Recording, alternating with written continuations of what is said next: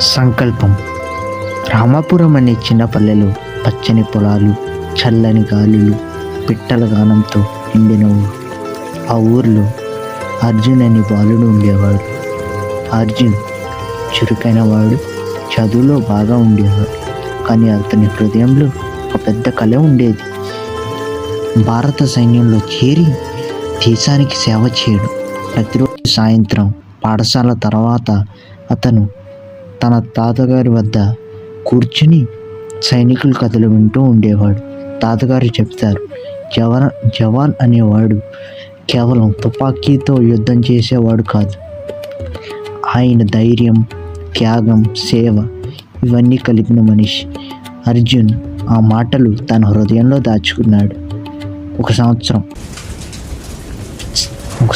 తర్వాత